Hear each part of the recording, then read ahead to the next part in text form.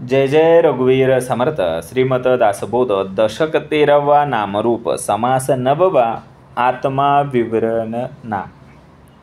आत्म्यास शरीर योगे उद्वेग चिंता करणे लागे. शरीर योगे आत्मा जगे हे तो पगटची आहे. जय सद्गुरू. श्रीमत दासबोधातला दशक 13वा. नामरूप आणि समास 9वा. आत्मा विवरण ना. दशकाच्या उत्तरार्धाकडे आलेलो आहोत, कारण समास 9वा आहे. मग 9 समास आज आपण बघितलेले आहेत. मग पहिल्यापासून बघू की आपण इथंपर्यंतचा प्रवास आपला कसा होता. ह्या दशकामध्ये सगळ्यात पहिल्यांदा तुमच्या आमच्या देहामध्ये विवेक जागृती करणारा समास आला, तो म्हणजे आत्मानात्मा विवेक. आत्मा कोण आणि अनात्मा कोण यातला फरक ओळखण्यासाठी आपल्या देहामध्ये विवेक आला. समर्थांनी तो आणला, समर्थांनी तो निर्माण केला. समास दुसरा आला सारासार निरूपण. ह्याच्यामध्ये शाश्वत काय आणि नश्वर काय याचं भेद करण्याच्यासाठी, सार आणि आसार हे समजून सांगण्याच्यासाठी समर्थांनी दुसरा समास दिला आणि आत्मज्ञान हेच खरं सार आहे हे समजून सांगितलं. तिसरा समास आला उभारणी निरूपण. गोष्टी कशा उभ्या राहतात हे आम्हाला सांगितलं आणि आम्हाला कळालं की आम्ही कसे उभं राहिलो. कारण आधी आम्ही आडवे होतो, विषय वासनेने आम्हाला आडवं करून टाकलं होतं. पण आमची उभारणी समर्थांनी केली आणि आमचं आत्मतत्व काय आहे याचा शोध आम्हाला समर्थांनी दिला. मग आला प्रलय निरूपण. हा जो प्रलय निरूपण समास होता याच्यामध्ये आम्हाला जाणीव करून दिली. नाशवंततेची जाणीव आम्हाला करून दिली समर्थांनी आणि त्यातून आमच्याकडे एक वैराग्य उभा राहिलं. वैराग्याच्या बीजाची पेरणी आमच्या अंतरी झाली या प्रलय निरूपणमुळे. कारण सगळ्यांचा शेवट नक्की आहे, सगळं नाशवंत आहे याची जाणीवच आम्हाला नव्हती मुळात. जे नाशवंत आहे त्यालाच आम्ही शाश्वत समजत बसलो होतो, कारण आमच्याकडे नेणीव होती. समर्थांनी एक जाणीव दिली आणि एक पेरणी केली. नाशवंततेची जाणीव केली आणि वैराग्याची पेरणी आमच्याकडे केली. समास 5वा आला कहाणी निरूपण. उत्तम दृष्टांत दिले, कहाण्या वापरल्या आणि आम्हाला काय केलं, वेगवेगळ्या गोष्टींच्या कथनातून बोध दिले, उपदेश दिला. मग आला लघुबोध. संक्षिप्त पण तेवढाच प्रभावी असा बोध, श्रोत्यांना सहज समजेल असा थोडक्यात उपदेश म्हणजे लघुबोध. मग आला प्रत्यय म्हणजे अनुभव, निश्चितपणा याचं विवेचन. समर्थांनी सांगितलं की फक्त पुस्तकी ज्ञान न घेता अनुभवातून सुद्धा ज्ञान घ्या आणि आम्हाला कळालं की प्रत्यय आला पाहिजे. मग आला कर्तेपणा. कर्ता कोण आहे, जीवात्मा की परमात्मा हे आम्हाला समजलं.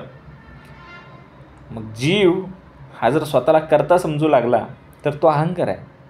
मग परम आत्मा हा कर्ता आहे. मग आता हा आत्मा कोण आहे ह्याच्यासाठी आत्मा विवरण ना. बघा झाली, सुरुवात झाली. पहिली ओवी, आत्म्यास शरीर योगे उद्वेग चिंता करणे लागे. शरीर योगे आत्मा जगे हे तो पगटची आहे. आत्म्याच्या आणि शरीराच्या योगाने उद्वेग आणि चिंता करू लागे. शरीराच्याच योगाने आत्मा जगे हे तर उघड सत्य आहे. इथं बघा आपल्याला पहिल्या ओवीमध्ये समजतंय की योग हा शब्द आलेला आहे. आत्म्यास शरीर योगे, आत्म्याच्या आणि शरीराच्या योगाने उद्वेग चिंता करणे लागे. मग उद्वेग काय आहेत आपल्याला समर्थांनी मंगलाचरणामध्ये सांगितलेलं आहे. नाना उद्वेग संसाराचे. समर्थांना माहिती आहे उद्वेग खूप आहेत तुमच्या संसारामध्ये. या संसारामध्ये, ग्रस्त जीवनामध्ये, कुटुंबामध्ये, नातेसंबंधामध्ये गुंतून राहिल्याच्या नंतर त्यातून नाना विविध प्रकारच्या चिंता, भय, मोह, मत्सर, द्वेष, अपेक्षा, तणाव, दुःख उद्भवणारच आहे. हा जो संसार आहे हा केवळ प्रेम, सुख, संपत्ती नव्हे तर त्याच्याबरोबर संघर्ष आहे, अस्थिरता आहे, प्रतिष्ठा आहे, पालनपोषणाची जबाबदारी आहे. बरोबर. हे जे नाना उद्वेग आहेत हे उद्भवायला लागले. कधी? जेव्हा आत्मा आणि शरीर यांचा योग झाला तेव्हाच आम्हाला उद्वेग आणि चिंता यायला लागल्या, त्यांचे अनुभव सुरू झाले. मग शरीराच्याच योगाने काय झालेलं आहे? आत्मा जगत आहे, हे उघड सत्य आहे. ह्याच्यामध्ये काय वेगळं सांगण्याची आवश्यकता नाही. जेव्हा आत्मा स्वतःला आपल्या शरीराशी जोडतो, देहाशी जोडून घेतो, तेव्हा अहंकार निर्माण होतो. हे शरीर आहे. ह्या शरीर बुद्धीमुळे काय होतं? आत्मा उद्वेग, चिंता, भय, मोह, द्वेष अशा मानसिक गोष्टी अनुभवतो. एवढंच आहे. आत्मा हा पूर्णपणे स्वतंत्र आहे, तो नित्य आहे, चेतन आहे. बरोबर? शरीर हे आत्म्याचं साधन आहे, त्याचं स्वरूप नाही. शरीर भानात राहणं म्हणजे अज्ञानात राहणं. माझं शरीर मीच आहे, मी हे शरीर आहे आणि हे सगळं आहे ते मीच आहे, हे शरीरच आहे, हे म्हणजे अज्ञान आहे. जेव्हा आत्मा स्वतःला शरीर समजतो तेव्हा तो दुःखी होतो. विवेकाने जेव्हा ह्याची सगळ्याची अनुभूती होईल ना तेव्हाच आत्मशांती मिळणार आहे. नाहीतर आपण असेच उद्वेगामध्ये आणि चिंतेमध्ये व्यस्त राहू. बरोबर? आत्म्यास शरीर योगे उद्वेग चिंता करणे लागे, शरीर योगे आत्मा जगे हे तो पगडेचे आहे. पुढची ओवी बघा. देह अन्नाचे खायना तरी आत्मा कदापि जगेना, आत्म्या वीण चेतना देहास कैची. बरोबर? जर देहानं खाल्लं तरच आत्मा व्यक्त होऊ शकणार आहे आणि देहानं खाल्लंच नाही तर आत्मा व्यक्त होऊ शकणार आहे. आत्म्याशिवाय शरीरात कोणतीच चेतना असू शकत नाही. आत्म्या विन चेतना देहास कैशी. एक व्यक्ती उपाशी राहिला आणि त्याच्या शरीरामध्ये ऊर्जाच कमी झाली तर आत्मसाक्षात्कार कसा होईल? त्याला कठीण जाईल, ते होणारच नाही ना. उपाशी येतो, त्याच्याकडे तेवढी ऊर्जाच नाही आहे, त्याच्याकडे तेवढी चेतनाच नाही आहे. मग ह्यासाठी अन्न खायला लागेल आणि ते खाल्लेलं अन्न देहाला लागणार आहे, आत्म्याला नाही. जेव्हा आपण अन्न खातो तेव्हा पंचकोशातला सगळ्यात बाहेरचा कोश अन्नमय कोश, इथं ते अन्न लागतं. मग तिथं पूर्ण आपल्या शरीराच्या मध्ये ॲनाटॉमी, फिजिओलॉजी सगळ्या सिस्टम, बरोबर, डायजेस्टिव्ह सिस्टम, एक्सक्रिटरी सिस्टम ह्या सगळ्या वर्किंग होतं. मग देह आहे तो अन्न खातोय आणि अन्न नाही खाल्लं तर आत्मा जगणार नाही. म्हणजे आत्म्याला जगण्याच्यासाठी ह्या देहाची, शरीराची गरज आहे आणि आत्म्याशिवाय ह्या देहाला चेतना नाही आहे. म्हणजे एक जण जो आहे तो मोबाईल आहे आणि दुसरा त्याचं सिम कार्ड आहे. एक जण आहे तो संगणक आहे म्हणजे कम्प्युटर आहे आणि दुसरा जो आहे ते त्याचं सॉफ्टवेअर आहे. हा जो देह आहे हा कम्प्युटर आहे आणि आत्मा आहे, जी चेतना आहे ते त्याचं सॉफ्टवेअर आहे. हा जो देह आहे तो मोबाईल आहे आणि जो आत्मा आहे तो त्याच्यामध्ये टाकलेलं सिम कार्ड आहे.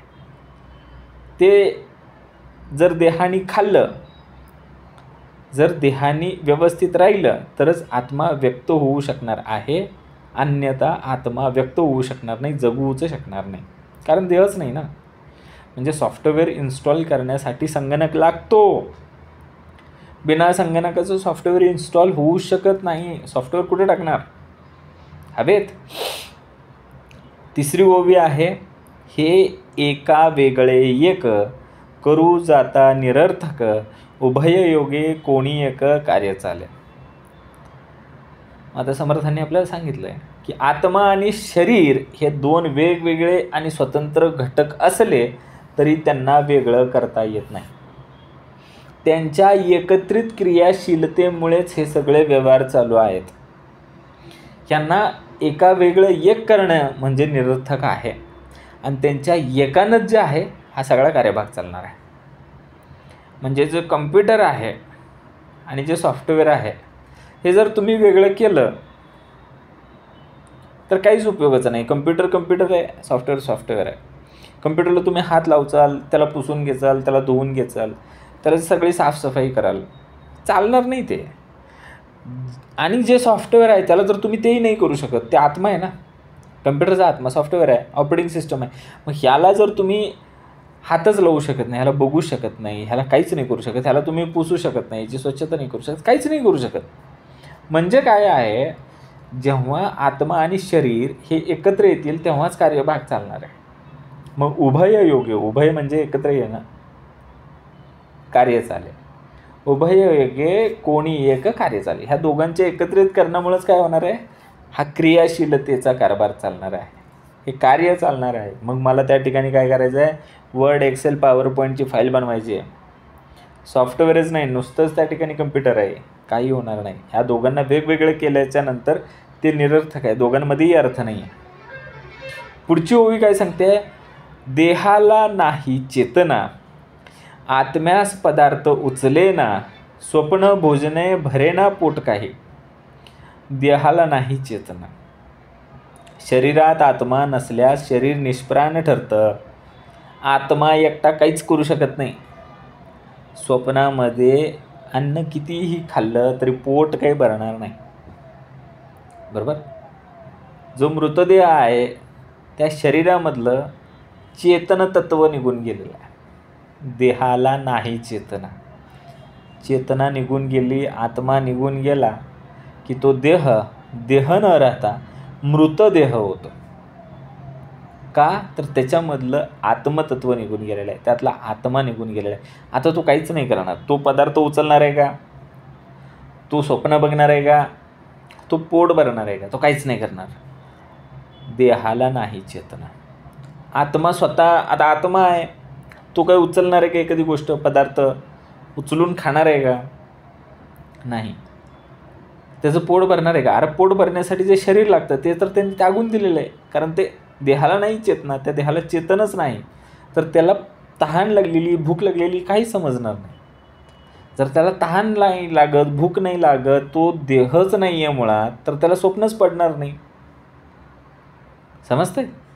आता बघा, आत्मा स्वप्नावस्थेत जातो परंतु देहामध्येही असतो, निद सुरेपणे खाजवतो चमत्कार पहा. आत्मा कुठे आहे, स्वप्नावस्थेत गेलेला आहे, पण शरीर त्याच वेळी निद्रित अवस्थेमध्ये आहे. स्वप्नात आत्मा आहे, शरीर निद्रित अवस्थेमध्ये आहे, पडून राहिलेलं आहे. मग आता विचार करायची गोष्ट आहे की आत्मा जर स्वप्नात आहे तर शरीराला खाजवतोय कोण, शरीराची हालचाल कोण करून घेत आहे. हा चमत्कार आहे ना.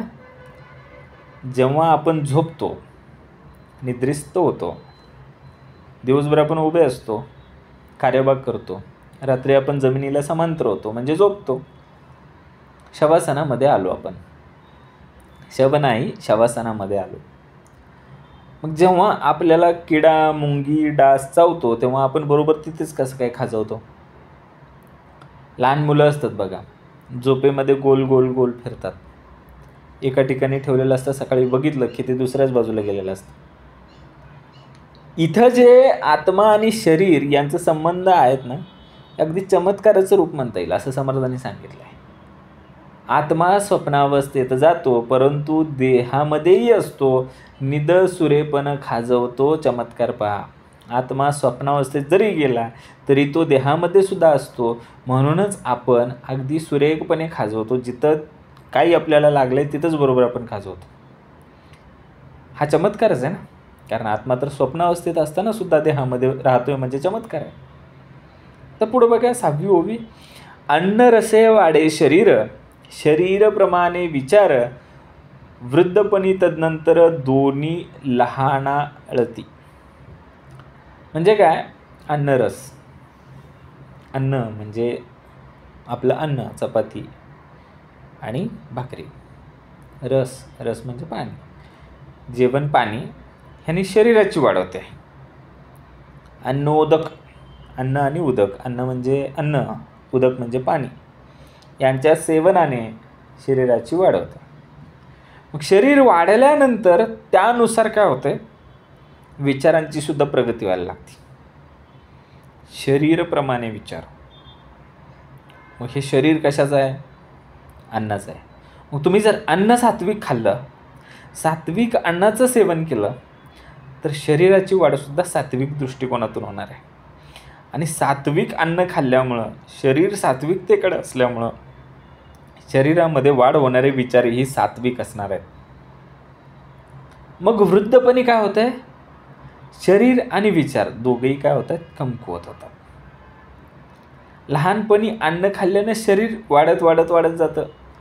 शाळा कॉलेजमध्ये बुद्धी येत जाते, विकसित होत जाते, पहिला नंबर, दुसरा नंबर, तिसरा नंबर यायला लागतो.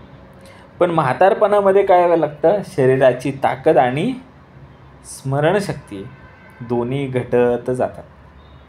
लहान आळती लहान होत जातं, आळून जातं. दोन्ही शरीर आणि विचार दोन्ही आधी वाढत गेलं आणि नंतर हे आळत गेलं, नंतर ते लहान होत गेलं. कधी, वृद्धापकाळाच्या जवळपास गेल्यानंतर.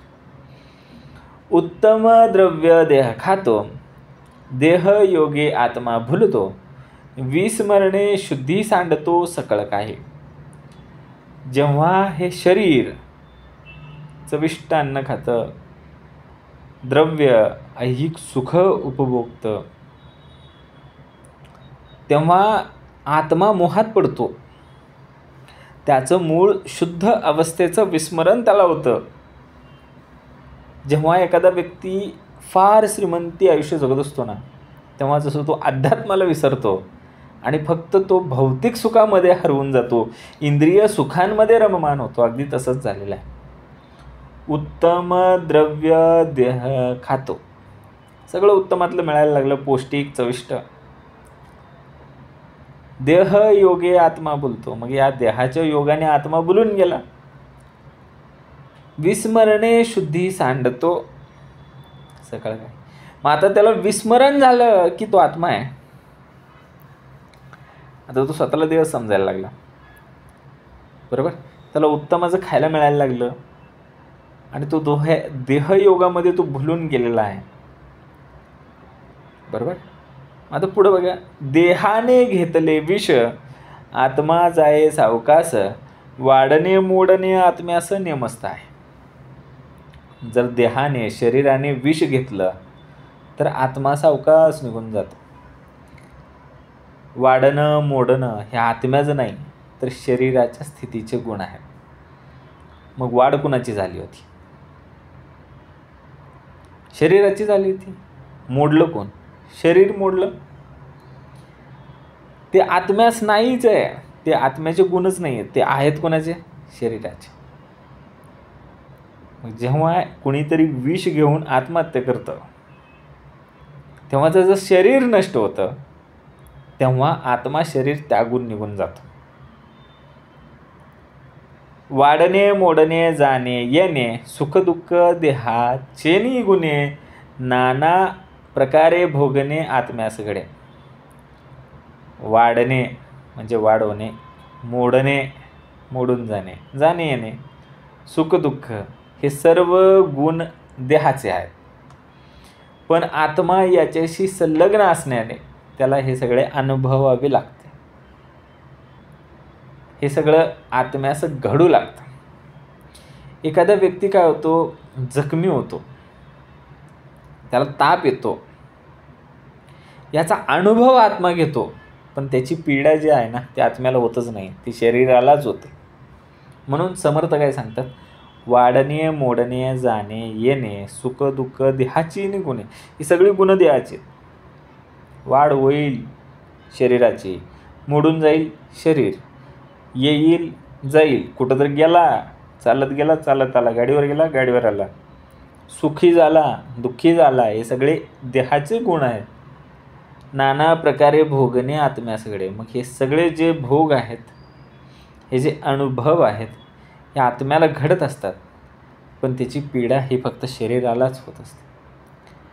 वारुळ म्हणजे पोकळ, मुंग्यांचे मार्गची सकळ, तैसेची हे केवळ शरीर जाणावे. वारुळ जसं दिसायला ठिसूळ असतं, पोकळ असतं, पण आतून कसं असतं, गुंतागुंतीचं असतं. आपल्याला माहीत नाही, वरून बघितल्यानंतर आपल्याला ते ठिसूळ दिसतं, त्यात ओलं ओलं दिसतात, पण आतमध्ये किती गुंतागुंत आहे. हे माहिती आहे का? नाही. आणि ते जे मार्ग आहेत वारुळामधले ते फक्त मुंगीलाच कळतात.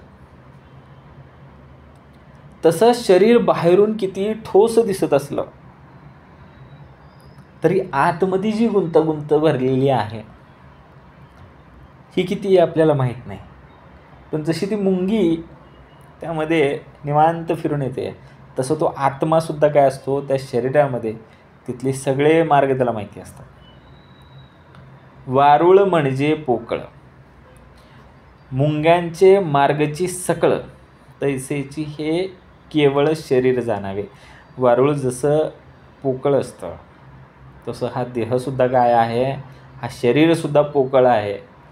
आणि त्या पोकळीमध्ये मुंग्यांचा जो मार्ग आहे तो कसा आहे, आतमध्ये किती गुंतागुंत आहे ते शरीरामध्येही आहे. 72,000 नाड्या समर्थाने सांगितलं पुढं. ह्या ज्या नाड्या आहेत, रक्तवाहिन्या आहेत, ह्या मानवी शरीरामध्ये श्वासनलिका आहेत, हे कसं गुंतागुंतीचं आहे. ही जी रचना आहे, रचनात्मक जाळं आहे, हे वारुळासारखंच आहे. समर्थाने दृष्टांत दिलेलं आहे. वारुळ म्हणजे पोकळ, मुंग्यांचे मार्गची सकळ, तैसेची हे केवळ शरीर जाणावे. शरीर म्हणजे वारुळ. वाल्याचा वाल्मिकी होता ना, जे वारुळ झालं ते पोकळ होतं. आतमध्ये मुंग्या आरामशीर फिरत होत्या, त्या गुंतागुंतीमध्ये त्या चुकत नव्हत्या. त्या मुंग्यांना काही डिरेक्शन दिले नव्हते, उजवीकडे वळा, डावीकडे वळा, युटर्न घ्या, काही नाही. मुंग्या अगदी त्या गुंतागुंतीच्या शरीर रचनेमध्ये सुद्धा आपला आत्मा असाच निवांत फिरून येत असतो. आपलं शरीरसुद्धा तसंच पोकळ आहे. मग ते पोकळ काय आहे? शरीरी नाडीचा खेटा, नाडीमध्ये पोकळ वाटा, लहान थोर सगटा दाटल्या नाडी. बघितलं, शरीरसुद्धा पोकळ आहे असं म्हणण्यामागचा जो मतितार्थ होता तो नाड्यांमुळे आहे. आता आपल्याला समर्थ काय सांगणार आहेत? आपल्या शरीरामध्ये नाड्या आहेत, त्या पोकळ आहेत आणि त्या नाड्या लहान मोठ्या आहेत. म्हणजे जे मागाशी आपण वारुळामधली गुंतागुंत बघितली होती ते समर्थ इथं सांगताय. मग आपल्या शरीरामध्ये असलेल्या रक्तवाहिन्यांचं जाळं, त्यातून रक्तच जातं का, तर त्यातून प्राणवायूसुद्धा जातो. ती जी गुंतागुंत आहे, क्लिष्ट रचना आहे, ही का आहे? कारण शरीराच्या नाडीचा खेटा. शरीरामध्ये असंख्य नाड्या आहेत, त्या पोकळ आहेत, लहान आहेत, थोर आहेत, काही छोटे आहेत का मोठे आहेत, पण आहेत. त्या सर्वत्र दाटल्या नाडी, इतक्या दाटून आहेत त्या नाड्या की आपलं शरीर म्हणजे काय आहे, नाड्यांचं गुंतागुंत आहे ना. पण या नाड्यांमधून कधी प्राणवायू जातो, कधी रक्त जातं. रक्तामध्ये पण बरेच प्रकार आहेत ना, रक्ताचे घटक आहेत. WBC आहे, RBC आहे, प्लेटलेट आहे, प्लाझ्मा आहे. पण अगदी चपकलपणे ह्या सगळ्या गोष्टी घडत असतात आपल्या शरीरामध्ये. प्राणी अन्नोदक घेतो, त्याचा अन्नरस होतो, त्यास वायू प्रवर्ततो श्वासोश्वासे. प्राणी अन्न आणि पाणी घेतो, मग अन्न आणि पाण्यापासून अन्नरस तयार होतो. मग तो जो अन्नरस आहे त्याचं परिभ्रमण व्हायला लागतं. म्हणजे कुठं, आपल्या शरीरामध्ये ते अन्नरस सगळीकडे फिरायला लागतं.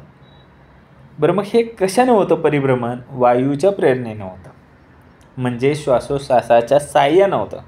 श्वास घेतला जातो आणि सोडला जातो, यांच्या साह्यानं काय होतं, ह्या अन्नरसाचं हे जे काही ऊर्जा निर्माण होते आहे, ह्या ऊर्जेचं सगळं परिभ्रमण आपल्या शरीरामध्ये संचलन जर कोण करत असेल तर ते कशाच्या मार्फत होतं? वायूच्या प्रेरणेनं होतं. आपण जे खातो, जे पचून रसात बदलतं, ते शरीरातल्या वायुप्रवाहामध्ये फिरतं. ही शरीराची स्वाभाविक प्रक्रिया आहे. शरीर रचनाच तशी आहे. श्वास घ्यावाच लागतो, श्वास सोडावाच लागतो. वायूच्या प्रेरणेने हे सगळ्यांचं संचलन होणारच आहे. आता बघा, नाडीद्वारा धावे जीवन, जीवनामध्ये खेळे पवन, त्या पवना सरिसा जाण, आत्माही विवरे. मग ही जी नाडीद्वारे जीवन वाहत आहे, ही जीवनशक्ती नाड्यांमधून वाहते, प्राणशक्ती नाड्यांमधून वाहते. त्या जीवनामध्ये वायू खेळतो, पवन खेळतो. जसा वायू सूक्ष्म मार्गाने फिरतो तसा आत्माही शरीरामध्ये सूक्ष्म मार्गाने फिरत असतो. मगाशी आपण दृष्टांत बघितला की त्या ज्या मुंग्या होत्या त्यांचे मार्ग कळत होते, त्यांना सगळे मार्ग कळत होते, कारण त्या वारुळच त्यांचा आहे. तसा हा आत्माही शरीराचा आहे. त्यामुळं आपल्या शरीरामध्ये असलेले सूक्ष्मातले सूक्ष्म मार्गसुद्धा आत्म्याला माहिती आहे. ते चैतन्य आहे ना. मग ही जी श्वसनक्रिया आहे ही देहाची आहे आणि आतमध्ये जी चेतना आहे, जे चैतन्य आहेत, हे काय आहे, एकमेकांसाठी पूरक आहे. ही श्वसनक्रिया जी आहे आणि जे चैतन्य आहे यांच्याशिवाय जीवन शक्य नाही आहे. का आहे? समर्थांनी दाखवलं ना की नाडीद्वारे धावे जीवन. आपले जीवन जे आहे, ही जीवनशक्ती आहे ही नाड्यांमधून धावते. मग नाड्या कुठल्या आहेत बघा, इडा, पिंगला, सुषुम्ना, ह्या नाड्या आहेत, ह्या मोठ्या नाड्या आहेत. अशा असंख्य नाड्या आपल्या शरीरामध्ये आहेत आणि त्याच्यामधून हा प्राणवायू खेळतोय आणि तसाच त्या शरीरामध्ये आत्माही फिरतोय. तृष्णेने शोकले शरीर, आत्म्यास कळे हा विचार, मग उठवून शरीर चालावी उदकाकडे. बरोबर आहे. तृष्णा म्हणजे तहान लागली की आत्म्याला कळतं, मग तो उठतो आणि चालत चालत उदकाकडे जातो. तो पाणी मिळवण्यासाठी जिकडं पाणी आहे तिकडे जायला लागतो. आता हे आत्म्याचं कार्य आहे. तहान लागली आहे, कोणी सांगितलं शरीराला? हा विचार कोणी करून दिला? आत्म्यास कळे हा विचार. आत्म्याला कळलंय की आपल्या शरीरामधलं पाण्याचं प्रमाण कमी झालेलं आहे. आता ते शरीराचं पाण्याचं प्रमाण संतुलित ठेवण्याच्यासाठी आपल्याला पाणी प्यावं लागेल. पाणी प्यायचं असेल तर शरीर उठवावं लागेल. नुसतं उठवून जमणार आहे का? नाही. जिकडं पाणी आहे तिकडं चालवत न्यायला लागेल. तिथं गेल्यानंतर ते झाकण काढावं लागेल. त्या हांड्यामध्ये, त्या डेऱ्यामध्ये, त्या कळशीमध्ये तो ग्लास बुडवावा लागेल. बुडलेला ग्लास भरावा लागेल. तो उचलून तोंडामध्ये ते पाणी घ्यायला लागेल. एवढं सगळं कार्य हे आत्म्याचे विचार आहेत. आणि मग एकदा का ती तृष्णा, जी पाण्याची पातळी होती ती आपल्या शरीराला जितकी पाहिजे तितकं झालं की आपण बरोबर ते झाकण लावतो. आपण घेतलेला तो ग्लास, तो तांब्या उपडा ठेवतो आणि परत निघून जातो. उदक मागे शब्द बोलवी, मार्ग पाहून शरीर चालवी, शरीर अवघेच हालवी प्रसंगानुसार. मग हे जेव्हा आपण पाण्यासाठी निघालो होतो तेव्हा आत्मा शरीराला बोलायला लागला, डोळ्यांनी पाहायला लागला आणि शरीर प्रसंगानुरूप हालचाल पण करू लागलं ना. थोडं पाणी द्या. एखाद्याला विचारलं असेल जाता जाता, आहे का तुमच्याकडे थोडं पाणी? तो सगळे त्याचं जे अवयव आहेत तो प्रसंगानुरूप हलवायला लागला. प्रसंग जसा आहे तसा तो चालायला लागला. पायरी असेल तर पायरी उतरू लागला, पायरी चढायची असेल तर पायरी चढू लागला. उदक म्हणजे पाणी, त्या भागानुसार त्या पाण्याला जे शब्द असतील तो मागू लागला. कन्नडमध्ये नीर म्हणू लागला. बरोबर. पाणी, नीर, उदक, तोय अशा अनेक वेगवेगळ्या शब्दांनी तो बोलू लागला. मग क्षुधा लागली परत. आता पाणी झालं. क्षुधा लागते ऐसे जाणतो, मग देहाला उठवितो, आच्या वाच्या बोलवितो जास्ती त्याचे. मग आता क्षुधा म्हणजे भूक लागली दादाला. जेव्हा भूक लागते तेव्हा आत्माच जाणीव करून देतो की आता ना हे सगळ्या शरीराला क्रिया करण्याच्यासाठी आपल्याला काहीतरी अन्न घेतलं पाहिजे. मग ते अन्न जर घ्यायचं असेल, भूक जर भागवायची असेल तर देहाला उठवलं पाहिजे. मग शरीर क्रिया होण्यासाठी तो उठून बसतो आणि अन्न मागण्यासाठी तो इतरांना बोलवायला लागतो. लहान मूल असतं, त्याला भूक लागली की ते रडतं. हातपाय हलवतं. मग हे त्याला भूक लागली आहे, त्याच्या अंतरीच्या आत्म्याची जाणीव आहे, ती जाणीव त्या अंतरीच्या आत्म्याने त्याला करून दिली, म्हणूनच त्याने हातपाय हलवले, म्हणूनच ते रडू लागलं, कारण त्याला त्याची भूक पूर्ण करायची आहे. बायोकात म्हणे जाले जाले, देह सोवळे करून आणले, पायात भरून चालविले, तांतडी तांतडी. जेव्हा बायको अन्नासाठी बोलवते तेव्हा तो माणूस स्वच्छतेसाठी स्वतःला नीट करून घेतो, सोवळं घेतो, पायात पायगोळ घालतो आणि तिच्यासमोर तातडीनं जाऊन बसतो. वाढा आता, पानात वाढा, पानात काय वाढलंय. आपण जेवायला बोलवलं की पटकन काय करतो, आधी स्वच्छता करतो, हातपाय धुतो, सोवळं घालतो, पायगोळ घालतो आणि त्वरेने तातडीने त्या ठिकाणी जाऊन बसतो. हे सगळं कोण करतंय? शरीर.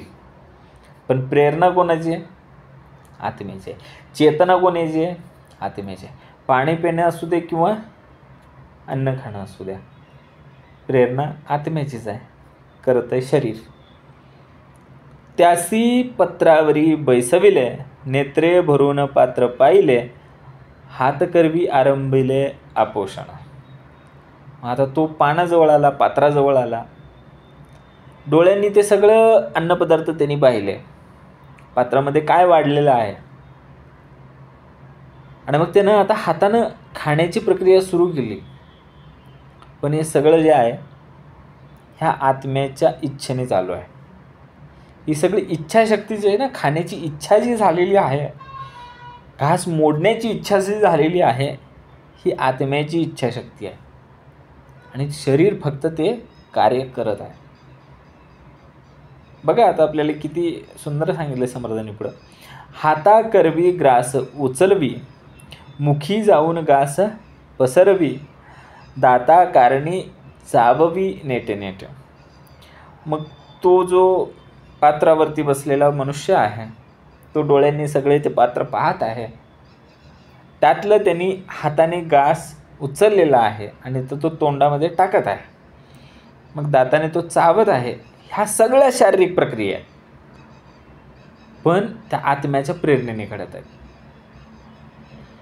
कोणताही व्यक्ती जेवायला बसला तरी ही प्रक्रिया आपोआप घडणार आहे. पण ह्या सगळ्याला चैतन्य आहे, त्याच्या अंतरी ते चैतन्य आहे, ती चेतना आहे, त्या चेतनेची प्रेरणा आहे, म्हणून हे घडतं आहे. आता इथं थोडंसं सूक्ष्मपणे बघितलं तर लक्षात येईल की त्यासी पात्रावरी बैसवले, नेत्रे भरून पात्र पाहिले, हात करवी आरंभिले आपोषण. जेव्हा आपण पत्रावरती बसतो, पानावरती बसतो, ताटावरती बसतो, तेव्हा आपण डोळे भरून पात्रामध्ये काय वाढलं ते पाहायचं असतं. पाहिल्यानंतर आपण त्या ठिकाणी हात जोडून काय म्हणायचं असतं? वदनी कवले गीत. आता हे काय आहे? जेव्हा पात्र आपण बघतो तेव्हा आपल्या मेंदूमध्ये सगळं समजतं की आज मला पाण्यामध्ये अमुक अमकी गोष्ट वाढलेली आहे आणि ती गोष्ट जी आहे ते पचन करण्याच्यासाठी मला ह्या पाचक रसांची त्या ठिकाणी उपलब्धता करायला लागणार आहे. मग जोपर्यंत आपण वदनी कवले गीता म्हणत असतो तोपर्यंत ते सगळे पाचक रस आपल्या जठरामध्ये, आपल्या लाळेमध्ये आपलं शरीर बनवून ठेवत असतं. आणि जसं जसं आपण एक एक ग्रास उचलून आपल्या मुखामध्ये ठेवत असतो आणि दाताकरवी ते चावत असतो, तेव्हा तेव्हा काय होतं? त्या ठिकाणी तो पाचक रस लाळेमधून आणि जठराग्नीमधून त्या ठिकाणी उतरत असतो. म्हणून खाल्लेलं अन्न अंगी लागतं. आपण म्हणतो ना, अन्न अंगीच लागत नाही, त्याच्या अंगाला लागत नाही. आणि त्या अन्नाला अंगाला अन्न लागण्याच्यासाठी आपल्याला आधी शांत चित्ताने हात जोडून या पात्राकडे पाहून वदनी कवले घेता म्हणून अन्नाचं भक्षण करून उठताना अन्नदाता सुखी भव अशा समाधानी वृत्तीने उठायचं आहे. तेव्हा जाऊन त्या अन्नाचं पूर्णपणे पचन पोषण आपल्या शरीराला होत असतं. पुढे समर्थ काय सांगतात? आपण जिभेमध्ये खेळ पाहतो परिमळ सोहळे, केस काडी खडाकळे तत्काळ थुंके. मग हे सगळं जेवणाची प्रक्रिया जेव्हा चालू असते तेव्हा जिभेवरती स्वाद येतो, सुगंध येतो नाकाला. मग जिभेमध्ये आणि त्या दंतपंगतीमध्ये जर कधी कुठं एखादा केस खडा काडी लागली तर तात्काळ कळतं. कसं काय बरं? आपल्याला डोळे तर बाहेरच्या बाजूने आहेत, मग आतमध्ये एखादा खडा आहे, काडी आहे, कसं काय कळालं? भातामध्ये एखादा केस सापडला की ताबडतोब समजतं. मग आपण खाणं थांबवतो. ही संवेदना जी आहे ती आत्म्याची. विचार करण्याची गोष्ट आहे की त्याला डोळेच नाहीत तरी त्याला समजलं की इथं केस आहे, इथं खडा आहे आणि इथं काडी आहे. हे संवेदना जागृत करणारा कोण आहे? तर आत्मा आहे. आणि त्या आत्म्याची उपस्थिती आहे म्हणून काय आहे? ते कळण्याची प्रक्रिया आहे. आळणी कळता मीठ मागे, बायलेसी म्हणे कागे आगे, डोळे तावून पाहू लागे रागे रागे. आता जे काही अन्नपदार्थ आहेत त्या आळणी वाटलं की मीठ मागतो, बायकोला बोलतो जरा उजवडावं आणि डोळे मोठे करून रागाने पाहतो. हे कशामुळं? तर त्या ठिकाणी आत्मा आहे. जर आत्मा नसता तर ते आळणी आहे असू दे बाबा, मीठच नको, बायकोला बोलायचं तर प्रश्नच नाही, डोळे ताणायचं तर प्रश्नच नाही, राग यायचा तर प्रश्नच नाही. तो आत्मा आहे म्हणून त्याला कळालंय की ते आळणी आहे. तो आत्मा आहे म्हणून मिठाची मागणी आहे. तो आत्मा आहे म्हणून बायकोला अगं कागं बोलायचं आहे. कागं तुला कळत नाही मीठ टाकायचं? अगं तुला कळत नाही का? कागं तुला कळत नाही? प्रश्न येते. अगं कागं डोळे तावून रागाने पाहणार. आत्मा आहे म्हणून. नाना अन्नची गोडी, नाना रसे स्वाद निवडी, तिखट लागता मस्तक झाडी आणि खुकी. मग हे काय आहे? नाना विविध अन्नांची चव घेत असतो. आपल्या चवीनुसार त्याची निवड करतो. मग एखाद्या वेळेस तिखट जरा जास्त झालं की मस्तक झाडायला लागतो, त्याला ठसका लागतो, त्याला शिंक येते, तो खोकायला लागतो. झणझणीत ठेचा घेतला ना कोल्हापुरी गावरान मिरचीचा ठेचा घेतला की मग बघा कसं होतंय. डोळे पाणावतात, नाकाला सुद्धा घाम यायला लागतो आणि आपण म्हणायला लागतो भयंकर तिखट आहे बाबा, मला आता काहीतरी पाणी द्या. मस्तक झाडायला लागतो. हे अनुभव आत्म्यामुळे शक्य झालं. मिरपुडी घेतली फार, कायसे करते खापर, जिवे करवी कठीणोत्तर बोलवी राग्या. मिरपूड फार झाली तर आपण त्रासून विचारतो की हे काय झालंय, काय केलंय काय हे, आणि तोंडाने चव बोलून दाखवतो. म्हणजे कधी कधी आपल्याला आपले शब्द व्यक्त करण्याच्यासाठी जिवेची सुद्धा गरज नाही पडत, बोलायची सुद्धा गरज नाही पडत. मिरपूड घेतली फार, कायसी करते खापर. काय केलंय हे? जिवे करवी कठीणोत्तर बोलवी रागे. मिरपूड म्हणजे बघा, आधीच्या काळामध्ये पोर्तुगीज यायच्या आधी भारतामध्ये काळी मिरी वापरली जायची तिखट करण्यासाठी. आणि जो काही तिखटपणा जेवणात यायचा तो मिरीने यायचा, काळ्या मिरीनं. मग त्या काळ्या मिरीची पूड केली जायची आणि मग ते जे मिरपूड असायची त्याने भयंकर तिखट लागतं. आजही ते काळी मिरी जर कधी बघितली ना तर बघा ते किती तिखट असतं. मग पोर्तुगीज आले आणि त्या पोर्तुगीजांनी मग मिरच्या आणल्या आणि भारतामध्ये मग मिरच्या आल्या. इंग्रजीत ब्लॅक पेपर म्हणतात त्याला. आणि भारत जो मसाल्याचा देश होता तो या मिरपुडीमुळे होता. मग ही जी मिरपूड होती जरा जास्त झाली की आपण बघा त्रासून जातो आणि तोंडाने चव दाखवतो. कधी कधी बघा तिखट असेल तर आपल्याला तोंड उघडायची पण गरज नाही, एवढं आपल्या नुसत्या एक्सप्रेशनवरून कळतं की काय चव झाली असं. पण ही जी अनुभव करण्याची क्षमता आहे, तुम्ही जे रागवून आता बोलणार आहे पण ते बोललात नाही तुम्ही, फक्त फेशियल एक्सप्रेशन दिले, हे आत्म्यामुळे आहे. ह्या आत्म्याच्या अनुभव क्षमतेचा परिणाम आहे, म्हणून तर तुम्ही तसे एक्सप्रेशन दिले. आज उदंड जेविला, सवेच तांब्या उचलिला, घाळाघाळा घेऊ लागला सावकासा. कोणी खूप जेवण केलं, मग तांब्या उचलला, घटाघटा पाणी प्यायला लागला. हे सगळं आत्म्यामुळे आहे.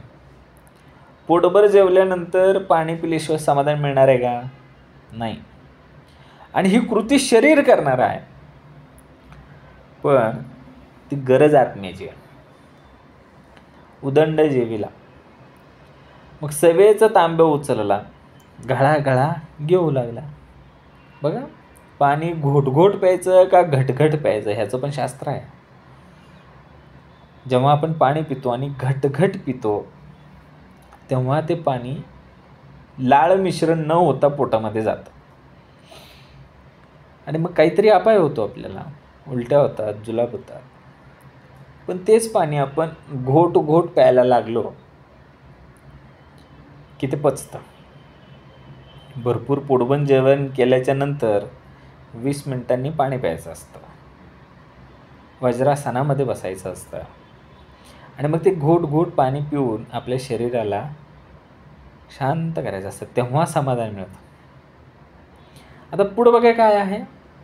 देही सुख दुःख भोगता, तो एक आत्मची पाहता, आत्म्या विन देहवृता मडे होय. ह्या ओवीमध्ये समर्थ काय सांगतायत की सुख दुःख अनुभवणारा आत्मा एकच आहे. शरीर हे त्या आत्म्याचं साधन आहे. आत्म्या विना ते काय आहे? मड आहे.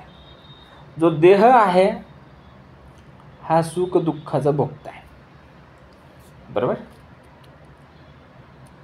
तो एकच आत्मा तिथं आहे, एकच आहे. एक देह एक आत्मा. आत्म्या विन देह वृथा मडे होय. आत्माच नसेल तर तो देह मृतदेह होय, ते मड होणार आहे. देही सुख दुःख भोगता, तो एक आत्मची पाहता, आत्म्या विन देहव्रता मडे होय. बरोबर आहे. माणूस जोपर्यंत जिवंत आहे तोपर्यंत तो हसेल, रडेल, वाटाघाटी करेल, वाद तंटा करेल, बांध करून घेईल, कोणाचा तरी काटा काढेल. पण एकदा मृत्यू आला आणि तो आत्मा निघून गेला की ते शरीर काय होणार आहे? हसणार नाही, रडणार नाही, कुणाच्या कुरगुड्या करणार नाही, कुणाच्या काड्या करणार नाही, कुणाचा काटा काढणार नाही, कारण ह्याचाच काटा निघाला आहे. कार्यशून्य होणार. कारण काय झालं?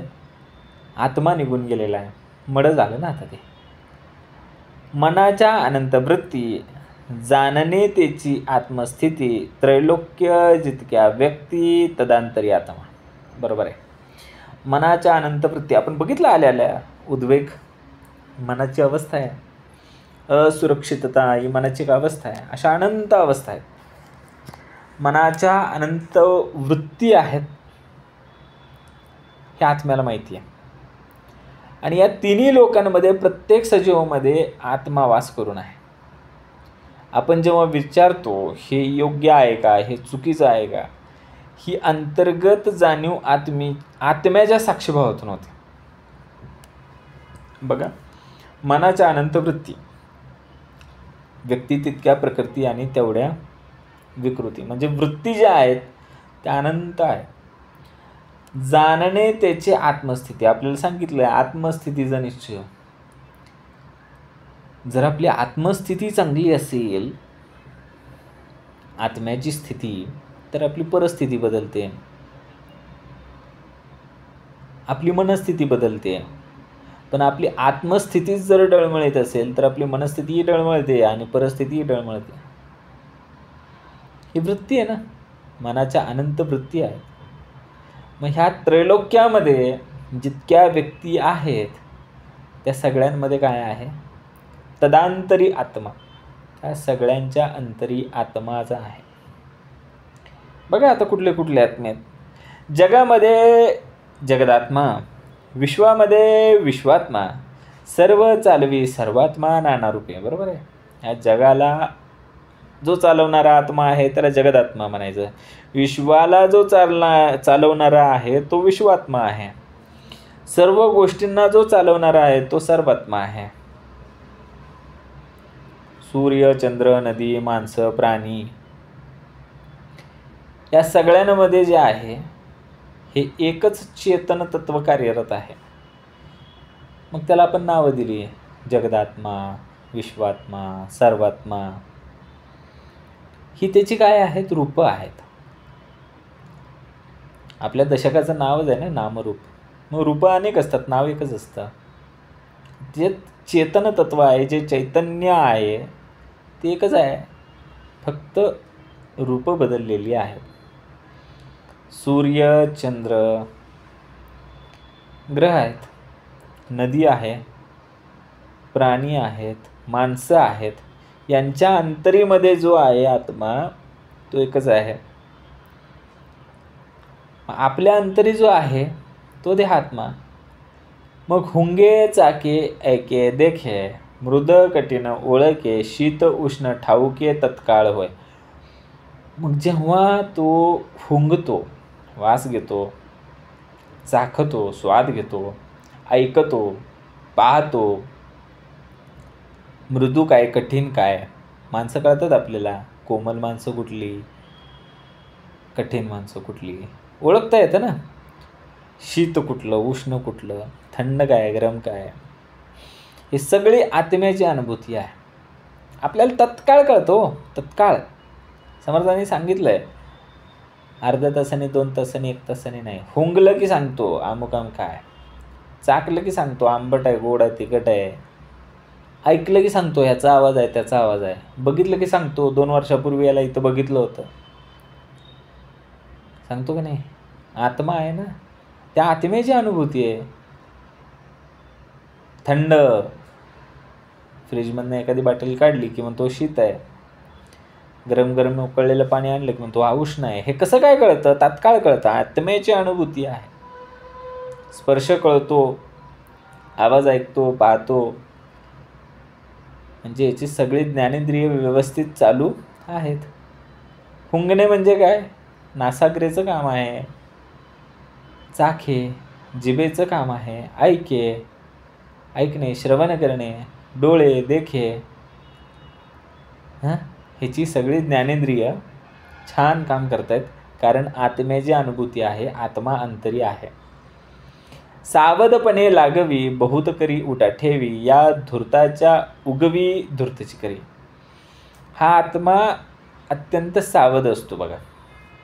लागवी बोलतो म्हणजे गोड गोड बोलतो, बरोबर. बहुत करी उठा ठेवी, हे सगळे जे धडपड आहे ना, इकडून काढ त्याला दे, तिकडचं काढ ह्याला दे, ही उठा ठेव आहे. उचलायचं ठेवायचं, उचलायचं ठेवायचं, ह्याचंच नाव उठा ठेव. हे सगळं करणारं कोण आहे? धूर्तपणे करतो.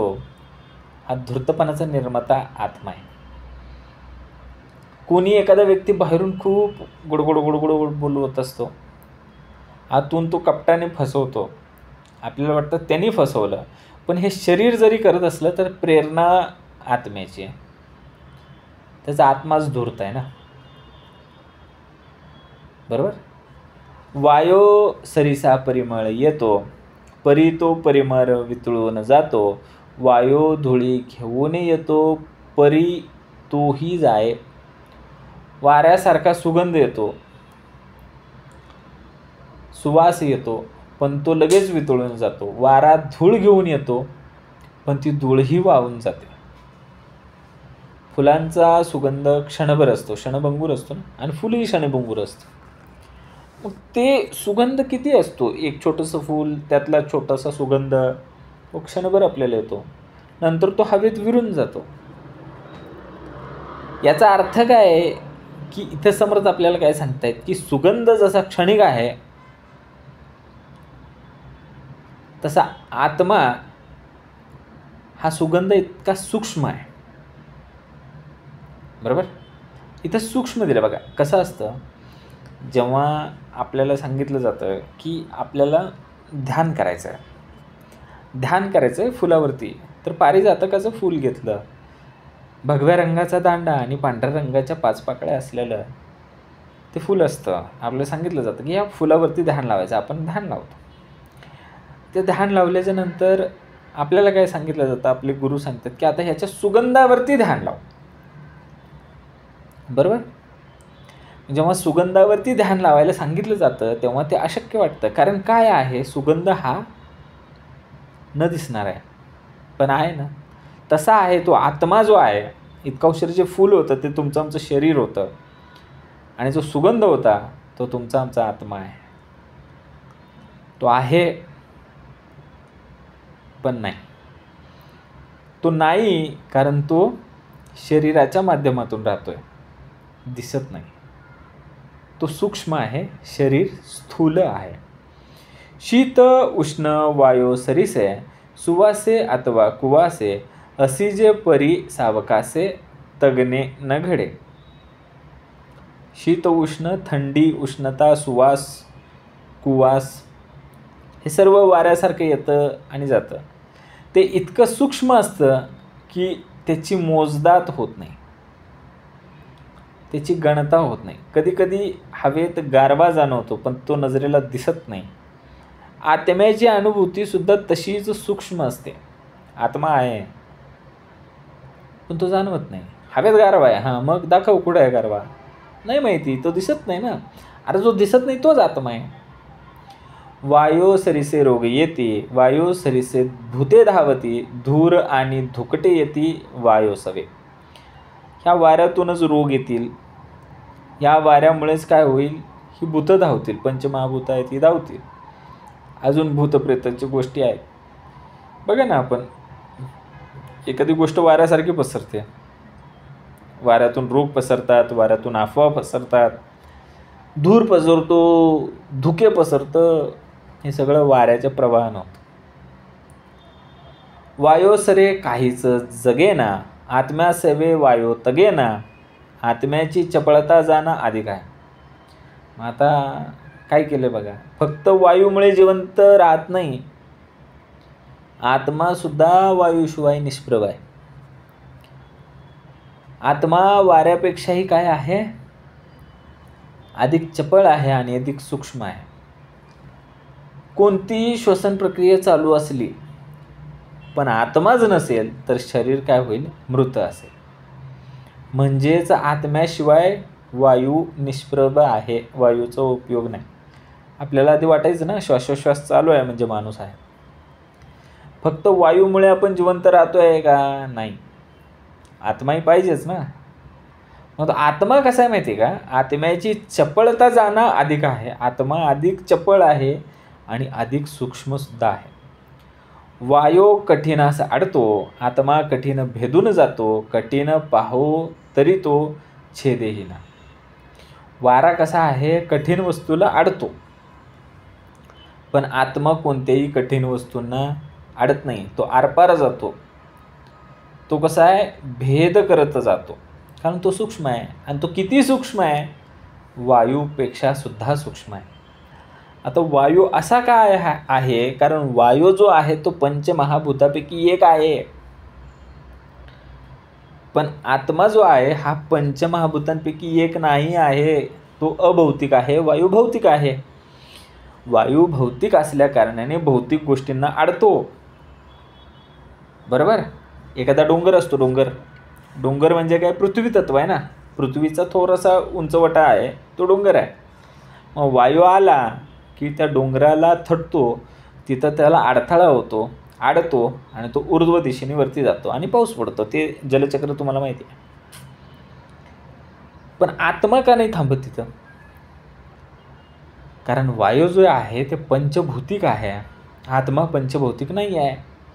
म्हणून आत्मा त्या कठीण डोंगराला, त्या पर्वतरांगेला भेदून पुढे जातो. आपल्याला पुढं काय सांगितलं बघा,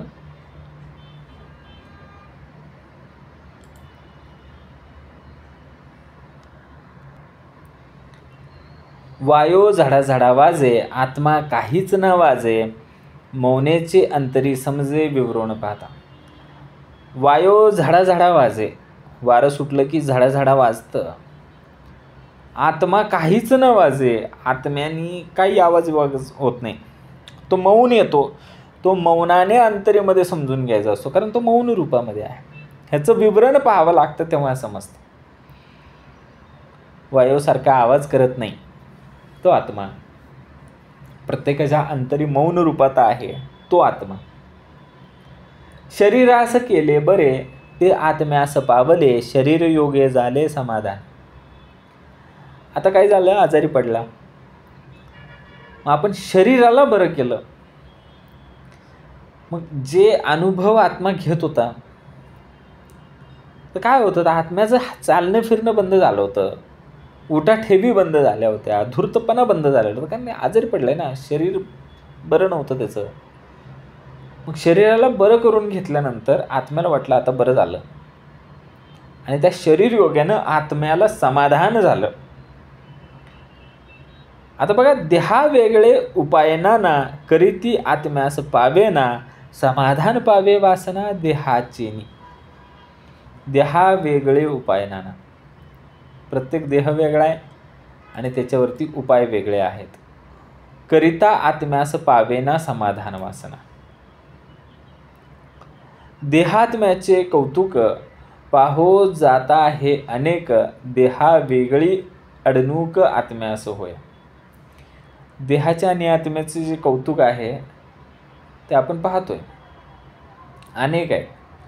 देहा वेगळी अडणूक आत्म्यास होय, देहापेक्षा वेगळी अडणूक आत्म्यास होय. एक असता उदंड घडे, वेगळे पाहता काहीच न घडे, विवेके त्रिलोकी पावडे देहात्मयोगे. एक असता उदंड घडे म्हणजे दोघं एक असताना, देह आणि आत्मा जेव्हा एक असतात, जेव्हा सॉफ्टवेअर आणि कम्प्युटर एक असतं तेव्हा उदंड घडेल, सगळं घडेल, काही प्रॉब्लेम नाही येणार. मोबाईल आहे, सिम कार्ड आहे, कॉल लागेल, मेसेज जाईल, व्हॉट्सअप जाईल, इंस्टाग्राम जाईल, सगळं होईल, उदंड घडेल.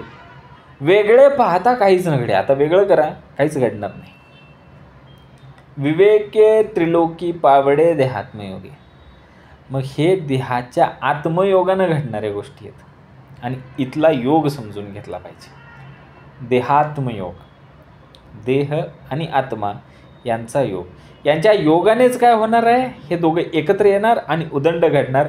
वेगळं केलं तर काहीच नाही घडणार. इति श्रीदासबोधे गुरुशिष्य संवादे आत्मविवरणनाम समासन भवा. जय जय रघुवीर समर्थ. ओम श्री गुरुदत्तात्रय श्रीपाद श्री वल्लभाय नमः. जय सद्गुरु.